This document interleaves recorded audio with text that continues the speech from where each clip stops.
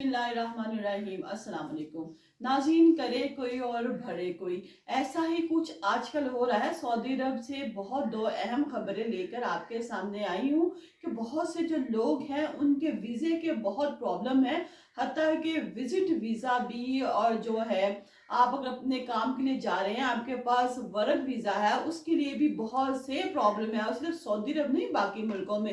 इसके अलावा जो गागा ने वैक्सीन, पोलियो वैक्सीन के हवाले से कहा है कि कौन कौन से लोग जो हैं पोलियो वैक्सीन लगवाएंगे, इसके बारे में डिटेल के साथ अपने इस ब्लॉग में शेयर करूंगी। लिहाजा बहुत सा मालूमाती ये है ब्लॉग, तो आप शुरू से अंत तक इस ब्लॉग में मेरे साथ रहिएगा। नाज़रीन, कहते हैं करे कोई भरे कोई, ऐसा ही कुछ हुआ है। जब से लोग डंकी लगाते हुए पकड़े गए हैं, तो ह्यूमन जो है ट्रैफिक वाले हैं, जिन्होंने लोगों के लिए बहुत सी प्रॉब्लम खड़ी कर दी है। हत्ता कि पकड़ा तो उन लोगों को चाहिए था जो ये तमाम कार्रवाई करते हैं, लेकिन अब जो सफर करने वाले लोग हैं, जो सऊदी अरब में क्या किसी भी मुल्क में सफर कर रहे हैं, उनके लिए बहुत सी जो प्रॉब्लम है वो पेश आ रही है कि उनको रोका जा रहा है। बार बार उनके जो है काम वीजा चेक किए जा रहे हैं। हत्ता कि जो वर्क वीजा वाले लोग हैं, जो कि जिनके पास के तमाम जो सबूत मौजूद होते हैं, उन लोगों को भी ऑफलोड कर दिया जाता है और घरों को भिजवा दिया जाता है। और फिर 3 से 4 दिन के बाद दोबारा ही जो है उन लोगों को कहते हैं कि आप लोग जो है वो जा सकते हैं। हालांकि उनके जो फ्लाइट के जो टिकट हैं और जिनकी तमाम तरह कागजात हैं वो बिल्कुल ठीक होते हैं, लेकिन जैसे कि मैं बता चुकी हूँ कि जो ह्यूमन ट्रैफिक वाले हैं वो लोगों को रोक लेते हैं, और फिर उसके बाद 3-4 दिन के बाद उनको कहते हैं कि जी आप चले जाएं। तो क्या 3-4 दिन के बाद उनकी जो वीजे हैं, उनके जो सारे काम हैं वो ठीक हो गए? ऐसा कुछ भी नहीं। 48 घंटे के अंदर अंदर नाज़रीन, कराची समेत जो है 60 जो पाकिस्तानी हैं उनको ऑफलोड कर दिया गया, यानी कि उनको रोक दिया गया है कि वो बाहर के मुल्क नहीं जा सकते। इनमें कुछ लोग वो भी हैं जो यूरोप तालीम हासिल करने के लिए जा रहे थे, जिनके पास वीजे थे, लेकिन उनको रोक दिया गया। 7 वर्क वीजे और एक जो बिजनेस वीजा है सऊदी अरब का, वो भी बंदों के पास था, उनको रोक दिया गया और उनको ऑफलोड जो है वो कर दिया गया। जर्मनी में सफर करने वाले भी जो लोग हैं उनको रोका गया, और रोकने के बाद उनको भी ऑफलोड कर दिया गया कि आप लोग जा रहे हैं। नाज़रीन, पहले भी ऐसे हुआ, और जब पहले ऐसे हुआ लोगों को रोका गया और 3-4 दिन के बाद उनको भिजवाया गया, तो जो ओवरसीज एम्प्लॉयमेंट के इदारे हैं उन्होंने एविएशन वाले, उन्होंने जो है सिविल एविएशन और FIA से रब्ता किया, एहतजाज रिकॉर्ड करवाया और कहा कि जो लोग हैं जिनके जेन्युइन काम है, जो कि वहां जाते आते रहते हैं, उनके लिए इतनी मुश्किलात जो है वो क्यों है? क्योंकि उनकी जो है बाद में टिकट जो है वो ज़ाया हो जाती है, और फिर जो है दोबारा उनको जो है टिकट लेनी पड़ती है। तो ये भरपाई कौन करेगा? या तो फिर आप 3-4 दिन के बाद भी उनको ना भिजवाएं, उनको पक्का पक्का रोक दें। अगर आपने 3-4 दिन के बाद उनको भिजवा देना है, तो आप लोग उन लोगों को रोक क्यों रहे हैं? पहले रोकते हैं और फिर 3-4 दिन के बाद भिजवा देते हैं। हालांकि जो वर्क वीजा है, मैं आपको बताती हूँ, वर्क वीजे पे तो मसला ही कोई नहीं है। अगर आपके पास वर्क वीजा है, आप एयरपोर्ट पर जाते हैं, आप अपना वीजा दिखाएं।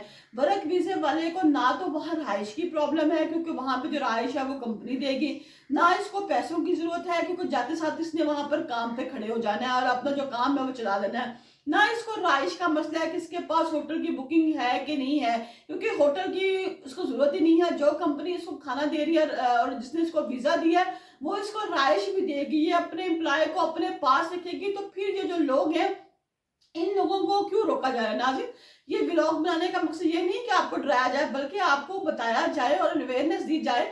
लिहाजा जो वर्क वीजे वाले बंदे हैं उनको रोकने का कोई सवाल ही पैदा नहीं होता। और पिछले दिनों में जब इन लोगों को रोका गया, 3-4 दिन के बाद इनको वापस भेजा गया, तो मुझे इतना नुकसान हो जाता है, इसकी भरपाई कौन करेगा?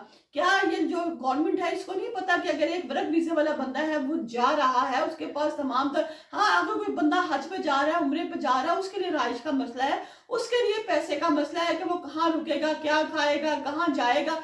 लेकिन अगर कोई बंदा वर्क वीजे पर जा रहा है, उसको रहाइश कंपनी का है, खाना कंपनी का है, तो फिर उसको रोकने का कोई जवाज ही पैदा नहीं होता। लिहाजा ये तमाम तर जो काम है इनको रोका जाए, और फौरी तौर पर जो वर्क वीजा वाले लोग हैं इनका काम चेक किया जाए और इनको बताया जाए।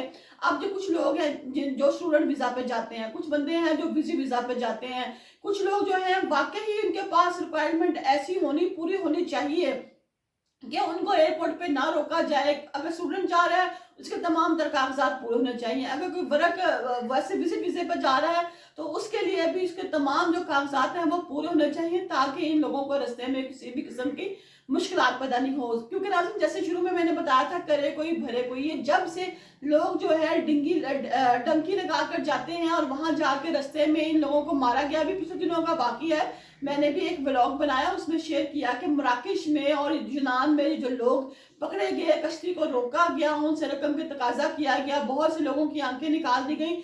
वो इंसानी स्मगलर जो जाते हैं, देखा जाए तो इन लोगों की भी साथ में प्लानिंग होती है, तो ये लोग वहां कश्ती में जाकर बैठते हैं ना और जाने की कोशिश करते हैं। तो यहाँ पर ये बताने का मकसद है कि जब से इस तरह के काम हुए हैं और बाद में लोगों को सराह में छोड़ दिया कि जब से ये काम हुए हैं तब से जो गवर्नमेंट है वो बहुत जो है सख्त हो गई है। वो कह रही है कि तमाम तर लोग सिर्फ सऊदी अरब ही नहीं, किसी भी मुल्क में भी जा रहे हैं, इनके तमाम तर जो डॉक्यूमेंट्स हैं वो पूरे चेक किए जाएं और इसके बाद इनको रवाना किया जाए। और ना जी, कुछ दिनों पहले भी एक खबर थी कि जो गागा है उन्होंने एक सर्कुलर जारी किया था पोलियो वैक्सीन के हवाले से, और कहा था कि जो पोलियो वैक्सीन है वो लगवानी है और लगवा के कौन कौन से लोग जाएंगे। इसमें उन्होंने ये भी कहा था कि सऊदी अरब के वो लोग जो कि अकामा होल्डर हैं, वो लोग पोलियो वैक्सीन वो नहीं लगवा सकते। लेकिन इसके अलावा वो लोग जो उम्रा, हज और विजिट वीजे के लिए जा रहे हैं, वो लोग जो हैं वो लोग पोलियो वैक्सीन लगवा सकते हैं। लेकिन अब जो ऑर्डर आ गया है, इसके बाद वो ऑर्डर ये आया है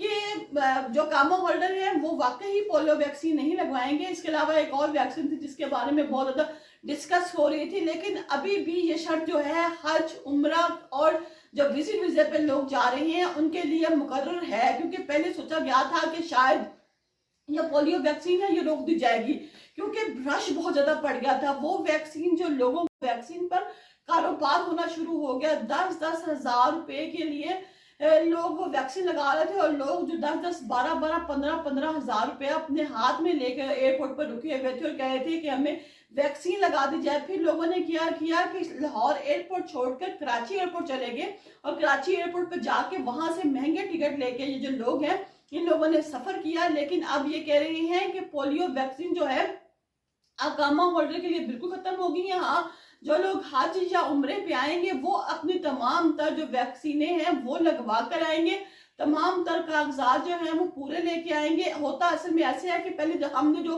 पासपोर्ट पर तस्वीर लगाई होती है वो हमारी पुरानी तस्वीर होती है, जिसमें हमारी जो फिजिक है वो और तरह की होती है। फिर वक्त के साथ साथ जब हम जरा और तरह की फिजिक के मालिक हो जाते हैं तो पासपोर्ट पर जो हमारी तस्वीर है वो बाज़ औक़ात हमारे लिए परेशानी का बाइस बनती है, और बाज़ औक़ात तो पासपोर्ट पे तस्वीर भी नहीं होती, और जब पासपोर्ट पे तस्वीर भी नहीं होती और जब आपकी फिजिक्स भी बाज़ औक़ात चेंज हो जाती है, आप स्मार्ट से हेल्दी या हेल्दी से स्मार्ट हो जाते हैं, तो वो भी बाज़ औक़ात आपके लिए बहुत परेशानी का सबब बनती है। इसीलिए कोशिश करें कि जब भी आप सफर करें अपने पासपोर्ट पर अपनी तस्वीर लाजमी चेक